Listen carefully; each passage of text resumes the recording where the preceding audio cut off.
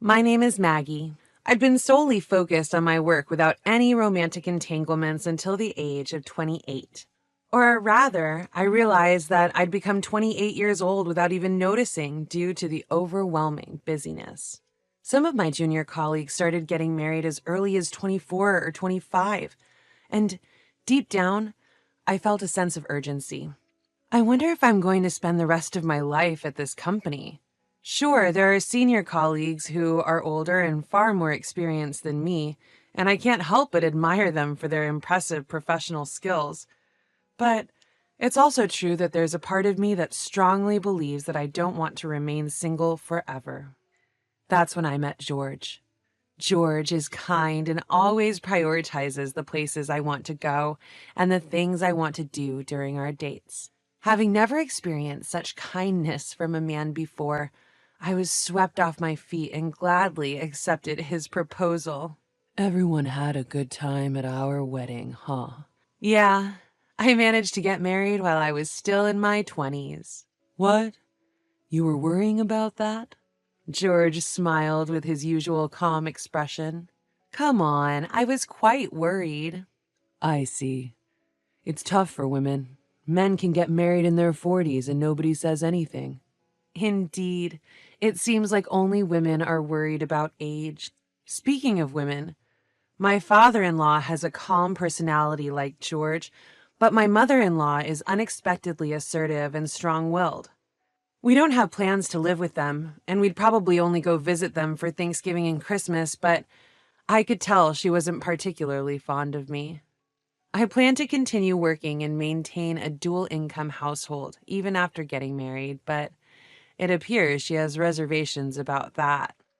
My income is slightly higher than George's. He candidly mentioned it to his mother, who then started pushing her old-fashioned values onto me, saying things like, "A woman should focus on the household and support her husband. And men have pride. It's not good for you to work so aggressively."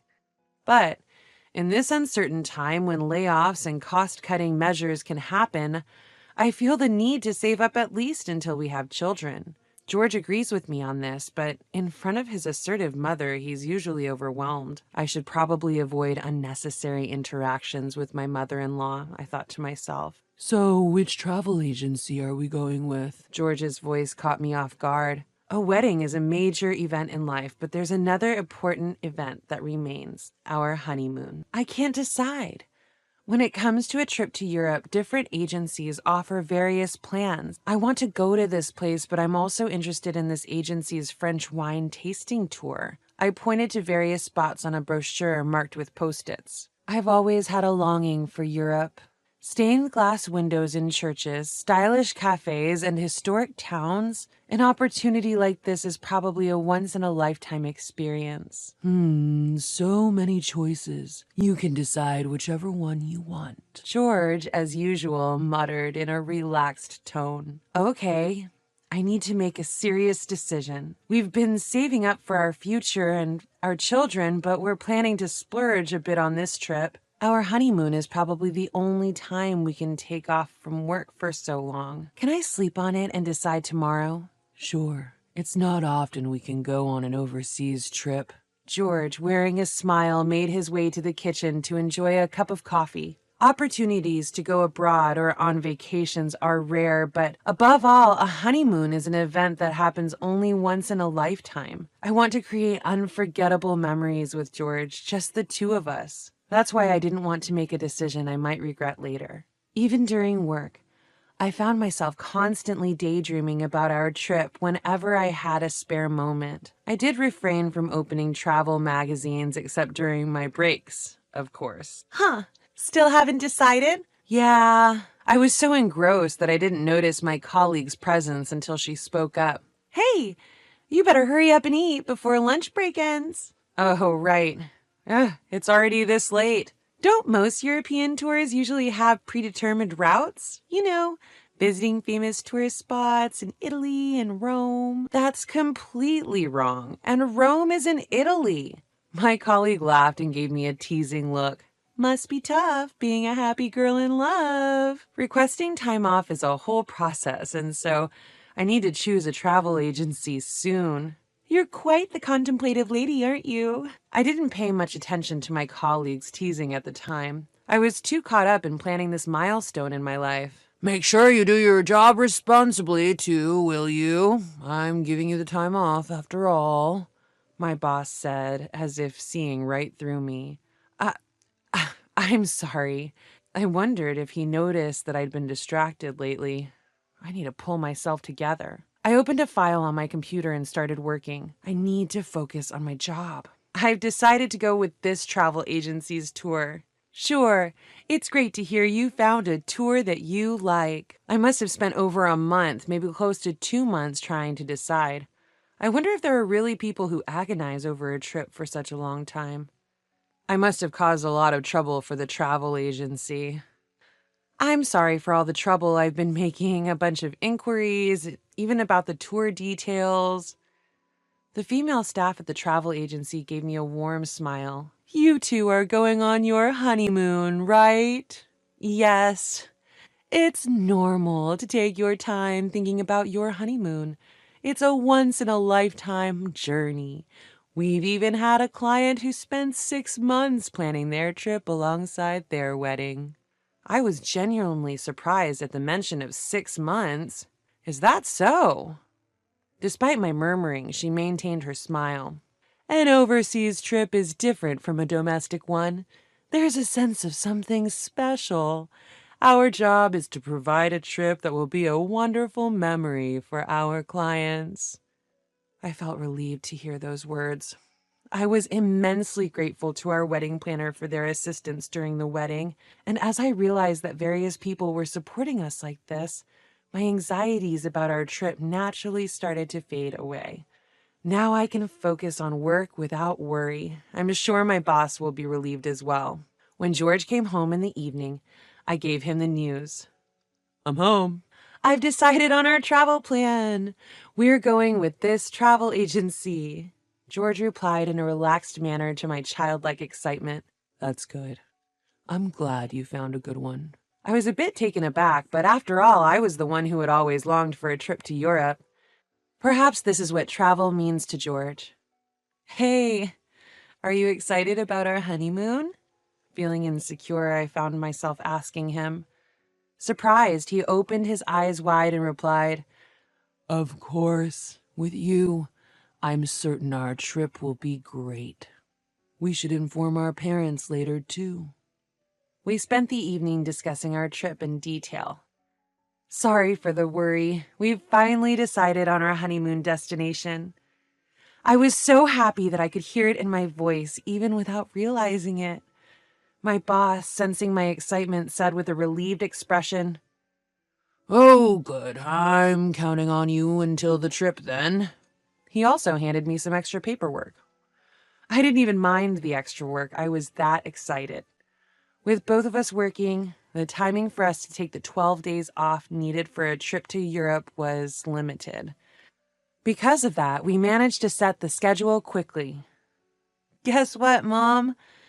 I couldn't contain my happiness and immediately called my mother when I got home to tell her about the trip. That sounds wonderful. I'm looking forward to the authentic European souvenirs. Something authentic, huh? Maybe I'll look for something stylish, accessories or something. My mother seemed ready to happily send me off on my trip. All I had to do was pack. I've always loved packing for trips. I should also check the weather of the places we're going. Why does preparation for something fun proceed so smoothly? Unlike me, who's impatient, George, with his relaxed personality, seems to take his time with his travel preparations. A week before our trip, both of us had finished packing. Hey, can we buy a new suitcase? I was taken aback by George's sudden question. Suitcase? What's wrong with the one we have? Wait, are we going to repack everything? In response to my rapid-fire questions, George murmured, Well, not quite. I was thinking of preparing an additional new suitcase. It's true that the suitcase we have is of medium size and there's not much space left once we pack two people's changes of clothes and other necessary items, including a folding umbrella for the trip. We should have enough space to fit souvenirs for our parents and work colleagues, but if I come across a lovely antique or something, I might end up wanting to buy it. That might be a good idea. We could use one more. When we have to carry them, you and I can each hold one. Yeah, thank you. I was genuinely happy that George showed interest, as he rarely voiced his opinions during our wedding planning or previous trips. And then it was the day before our honeymoon. I felt my heart race with excitement as I realized that tomorrow was finally the day of departure. What if I can't sleep tonight? But it would be a shame to feel sleepy during the trip. While I was preoccupied with such thoughts, I heard the doorknob turn. I'm home. Hey, I'm worried I won't be able to sleep tonight because I'm so excited. George? George, with a solemn look on his face, started to speak. What could he want to talk about the day before our trip? There should be no issues with our passports or documents. What's up? He began speaking. About my parents, Then a shocking phrase slipped out of his mouth. I was planning to ask you to take care of my parents' plane tickets, but I forgot. Do you think it's still possible to make an arrangement? For a moment, I was unable to comprehend what George was saying. Wait, what are you talking about? When I asked, he explained. I told my parents about the trip after everything on the itinerary was finalized, but they got upset, saying that it's normal for the groom's parents to tag along. By any chance, have you already purchased their tickets? I felt my blood start to boil at the sudden and unexpected conversation. What are you talking about? A honeymoon is supposed to be for the couple, isn't it? It's absurd for parents to come along. But my parents were overjoyed when I told them it was a trip to Europe. But just because they're happy, we had just gotten married and this was supposed to be a special trip for us. Does George think of it as a regular family trip? Then suddenly the doorbell rang. Without making eye contact, I glanced at the intercom screen and saw George's parents.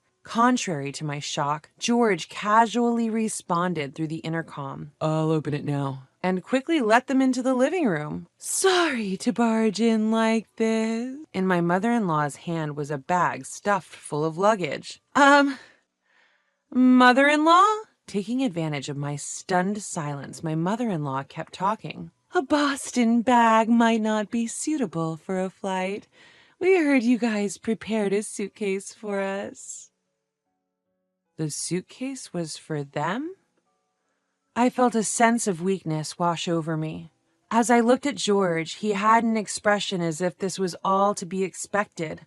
I don't want to argue with my in-laws, but I couldn't back down on this matter either. After all, we had spent so much time planning this honeymoon.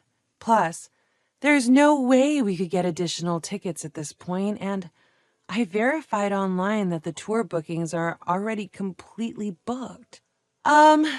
This is our honeymoon, you know. But my mother-in-law answered in a very matter-of-fact manner. So what? George wasn't taken aback either. My father-in-law was standing behind my mother-in-law holding a huge amount of luggage. A honeymoon is usually just for the couple. In response to this, my mother-in-law replied, Didn't you come to marry into this family? It's only natural that a wife serve her husband's family, isn't it? I understand if it's a family trip, I would gladly go on the trip with the two of you, but a honeymoon is different. Honeymoons and family trips are the same thing. Then how was it when you went on your honeymoon? I was gradually getting irritated, but my mother-in-law, with a triumphant look on her face, responded, At that time, my mother-in-law had a bad leg. It's a daughter-in-law's duty not to push her too hard, isn't it? So you didn't take your mother-in-law on your honeymoon, did you? My mother-in-law was clearly displeased. I knew this would happen the moment I decided to stand my ground. What a difficult girl. We packed with excitement for our trip to Europe, you know. Excitement for our trip to Europe. Just hearing those words made all the struggles and joys I had experienced rush through me, and I couldn't help but feel tears welling up. Hey, Maggie, isn't it okay if they come? I heard George's voice coming from beside me. The more the merrier. If tomorrow doesn't work out, we can cancel and look for a place for the four of us. Huh? As I looked back in astonishment, my mother-in-law joined in with a mix of laughter. That's right. Oh, I have an idea. How about changing it to a trip to Paris? I want to brag about it to my friends. Her words even made me feel dizzy. I'm holding back because I have my own pride, but to be honest, I feel like bursting into tears right now. Before I knew it, as if weighed down by my mother-in-law's pressure, I found myself sitting on the floor. Then, from above my head came a totally unexpected sentence. It was from George. I had no idea you hated my parents so much. Huh? Looking up, I saw him looking down at me with a stunned face. My mother-in-law also chimed in. That's right. It's terrible. I couldn't stand their voices anymore, and I finally screamed hysterically. Why am I being treated like the bad one? It's our honeymoon, for heaven's sake. Why are you ruining such an important trip? George showed no sympathy for my outcry. Of course, he didn't seem to care either. You've been acting strangely lately. Huh? Every time you open your mouth, it's all about our honeymoon. You're not being rational. George said this coldly. Mom, Dad, sorry. Could you go home today? You can leave your stuff here. While saying this, he took his parents to the front door. At the front door, my mother-in-law was making a fuss, but I couldn't hear what she was saying. When he came back after a while, he spoke. Let's cancel our trip for now. Take a moment to think rationally.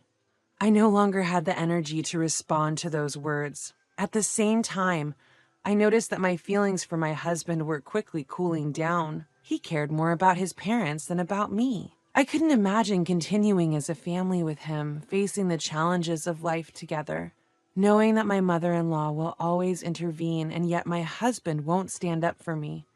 I don't see any happiness in sight. I finally managed to call the travel agency just before closing time. I couldn't possibly enjoy going abroad in this state.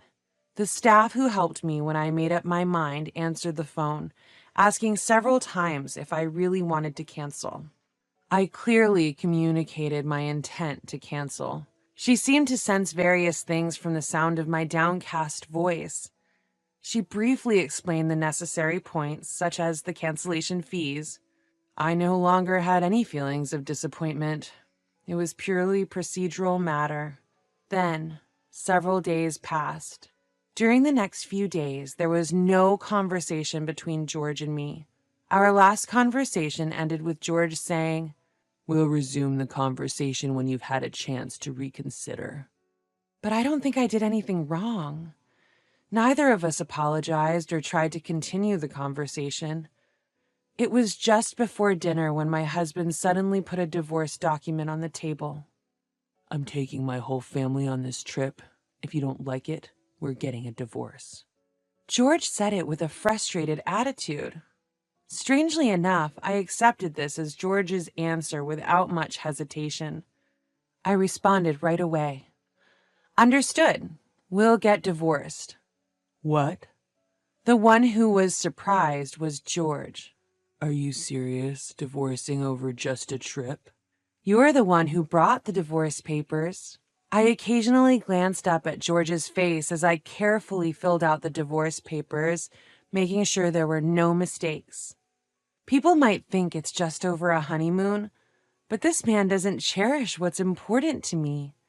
He won't protect me when it matters. Could I spend my life with such a man? He should go on the trip with his parents if he wants to. I don't need a bleak future. George, unable to back down now, also filled out the form with shaking hands. I'll bring this to the family court tomorrow. I said this as I took the divorce papers from George's hands. A tiny voice saying, "Oh," slipped from George. He may actually be regretting this. But I'd made up my mind. This is how our divorce was finalized.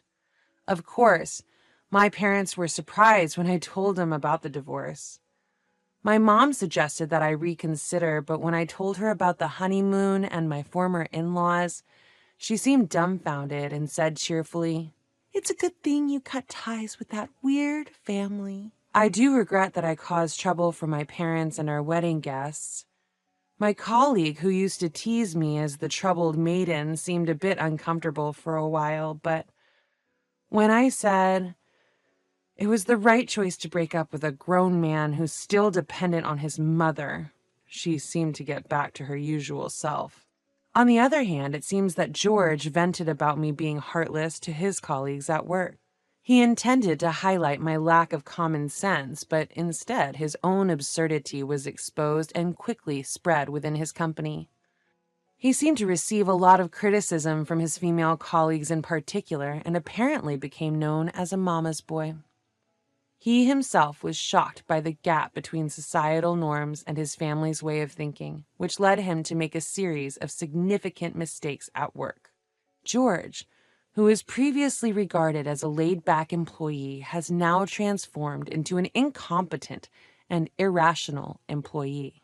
According to a mutual friend, it seems he is going to be transferred to a small branch office in Nebraska. But the situation there is quite severe, and it's obvious that he, who was sheltered and raised by his mother, will eventually quit. By the way, since he suggested the cancellation of our trip, of course I had him pay the cancellation fee in full. I've dealt with a lot, but I'm still a bit hurt. When I let out a sigh without thinking, I made eye contact with a senior colleague passing by.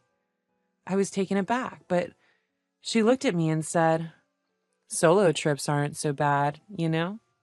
She is very competent at her job, but she always seemed a bit distant, and we didn't have much of a private relationship. I was a bit surprised when she suddenly started talking to me. "A single life isn't bad either." "Huh? I'm actually divorced." She flashed a charming smile as she spoke. There was no trace of tragedy in her smile. Rather, it looked refreshing.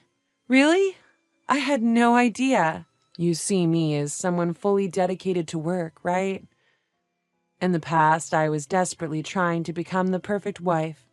I kept pushing myself beyond my limits, constantly restraining myself. I didn't know she had such a past. Until now, I thought I was only interested in work, and she always seemed perfect in my eyes.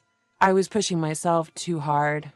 At that time, a bunch of my colleagues got married and quit their jobs all at once, and I guess I was in a rush to get married too.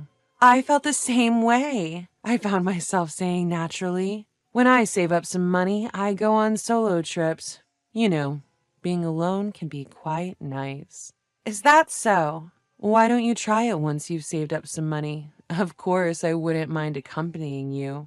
I couldn't help but smile at her words, and before I knew it, we were both laughing. I realized I might have been shackled by society's expectations of happiness. I want to become a free spirit like her, not bound by anything. What is my happiness? Is it working? Or maybe having hobbies? Maybe I might find a true life partner. Someone who isn't my ex-husband. In any case, I have plenty of time to think.